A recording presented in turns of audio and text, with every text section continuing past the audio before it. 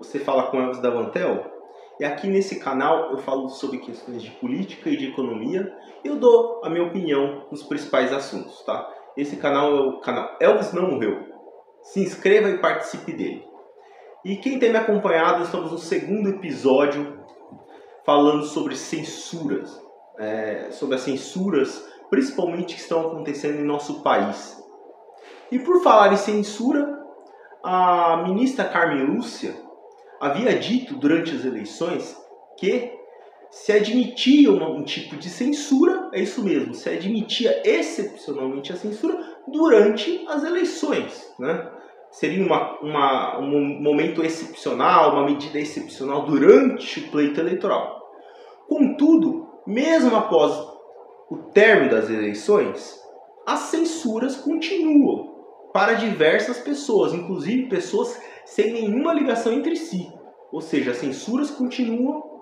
E aí, ministra, que foi a autora daquela famosa frase, para quem não sabe, o STF há alguns anos, muito pouco tempo atrás, julgou uma ação constitucional dizendo assim: a liberdade de expressão, a liberdade de pensamento, a liberdade de opinião deve ser plena, deve ser quase restrita. Ela deu um longo discurso na manifestação do seu voto, para quem se lembra. Foi uma coisa que foi uma festa da democracia, etc., há pouco tempo atrás. E de repente essa mesma ministra vem agora e diz que há possibilidade de censura, que a censura deve ser admitida. E aquela velha frase que ela pronunciou: cala a boca, já morreu, quem manda na minha boca sou eu. Onde está, excelentíssima ministra? E mais uma coisa, ministra, e agora? Por que as censuras continuam ao fim das eleições? Mesmo ao fim das eleições? Deixo a questão para vocês.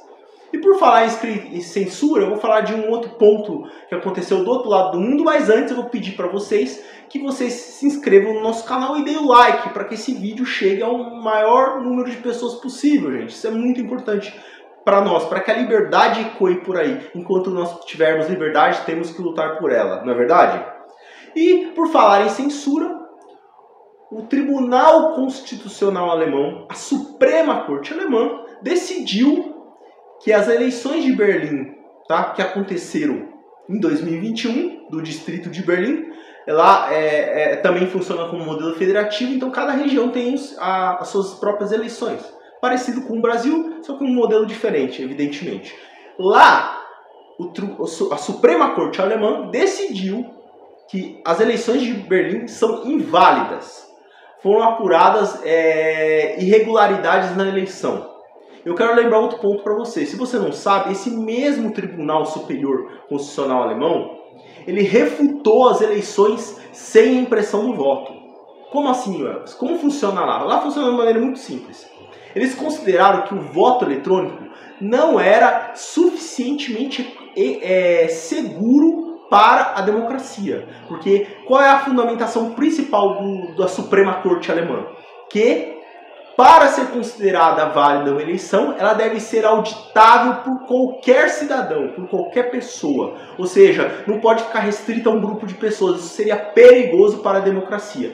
E agora, gente, que nós que dizemos que acompanhamos a vanguarda da democracia, que acompanhamos os modelos democráticos, por que só nós temos esse sistema eleitoral? Esse é o ponto. Não estamos atacando, não estamos ofendendo ninguém, não estamos dizendo que houve fraude nas eleições agora de 2022. Veja bem, estou longe de dizer isso, mas eu apenas estou questionando por que só nós temos esse sistema eleitoral. Será que nós somos tão bons assim?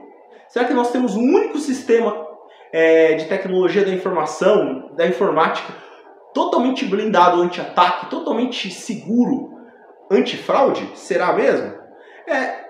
Fica aí a questão. E por falar em coisas erradas, gente, falar a última do dia com vocês. O nosso novo presidente nem começou a governar ainda, gente, e já está fazendo atrapalhadas. É isso mesmo, ele nem começou a governar e ele já comete irregularidades, ele já comete infrações à lei. O que eu quero dizer com isso?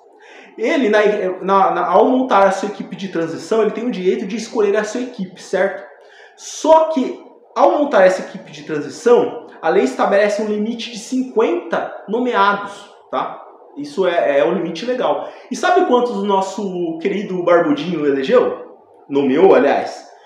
283 pessoas. Ou seja, ultrapassando em muito limite legal. Só para lembrar que governos anteriores, inclusive da própria Dilma e agora o do Bolsonaro, cumpriram a regra. Só para você ter uma ideia de comparação, enquanto o Lula agora acabou de nomear 283 nomes para fazer essa parte da sua equipe de transição, o Bolsonaro tinha nomeado em 2018, na época que ele assumiu o poder, 31 pessoas, tá? Só para vocês verem a diferença entre os governos. Enfim, aí fica a sua decisão se isso está certo ou se não está certo.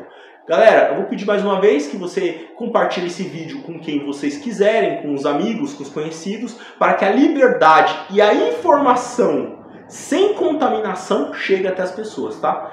E mais uma vez eu desejo um forte abraço a todos vocês. Até mais!